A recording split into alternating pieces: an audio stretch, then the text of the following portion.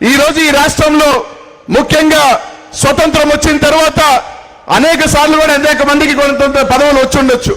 కానీ ఇంత పెద్ద ఎత్తున 2019లో జగన్మోహన్ రెడ్డి గారు ముఖ్యమంత్రి అయిన తర్వాత ఏదైతే తన పాదయాత్రలో ఎన్నికల ముందు పాదయాత్రలో ప్రతి ఒక్క ప్రాంతంలో నడుచుకుంటూ వెళ్తూ ఇక్కడ ఏలూరులో జరిగిన బీసీ సభలో బీసీలంటే గుండెల్లో పెట్టుకొని చూసుకుంటాను, నాకు అవకాశం ఇవ్వండి అని చెప్పిన ముఖ్యమంత్రి జగన్మోహన్ రెడ్డి గారు ఈ రాష్ట్రంలో మైనారిటీలు, బీసీలు, ఎస్సీ, ఎస్టీల ఆశీస్సులతో ఒక చరిత్ర ఈ భారతదేశంలో 151 సీట్ల పైసలకు 50% ఓట్ల పైసలతో ముఖ్యమంత్రిగా ప్రమాణ స్వీకారం చేసిన జగన్మోహన్ రెడ్డి గారు ముఖ్యమంత్రి అయిన తరుణం దగ్గర నుంచి చూసుకుంటే మంత్రి పదవుల దగ్గర నుంచి రాజ్యసభ సభ్యుల దగ్గర నుంచి ఈ రోజు ప్రతి ఒక్క పదవిలో కూడా 50% పైగా కూడా ఈ రోజు పదవులు ఇవ్వడం జరిగిందని చెప్పి ఈ రోజు మీ అందరికీ కూడా తెలియజేస్తా ఉన్నా.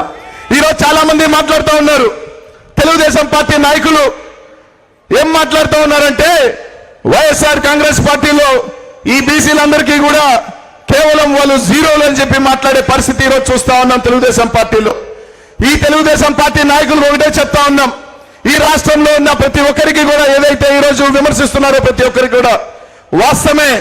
40 సంవత్సరాలుగా బీసీని మేమే ఉద్ధరించాం, మేమే ఏదో మంచి చేశామని చెప్పుకుంటూ తిరుగుతున్నాం. మీరు మీ ఆలోచనలో మీ గుండెల్లో మమ్మల్ని జీరోలుగా ఉండొచ్చామో, కానీ మీరు అనుకునే మా జీరోల పక్కన ఒక్కటిగా జగన్మోహన్ రెడ్డి గారు నిలబడితే అది సర్పంచ్లు అవుతారు, పక్కన 0 అయితే అది జిల్లా పరిషత్ చైర్మన్లు అవుతారు, ఇంకో పక్కన 0 నిలబడితే శాసనసభ్యులు అవుతారు, ఇంకో పక్క 0 నిలబడితే మంత్రులు అవుతారు. ఆ 0ల పక్కన 1 నుంచి కోటి దాకా విలువ తెచ్చే నాయకుడు జగన్మోహన్ రెడ్డి గారు మా అండగా ఉన్నారని చెప్పి రోజు మీ అందరికీ కూడా తెలియజేస్తున్నానమ్మా. ఇదే కాకుండా మొన్న ఒక పాంప్లెట్ వదిలేరు. ఏమని వదిలేరు? జగన్మోహన్ రెడ్డి గారు కత్తిర్లు ఇవ్వట్ల, ఇస్త్రీ పెట్లు ఇవ్వట్ల, నేనైతే ఆదరణ పదవి ఇచ్చేదని.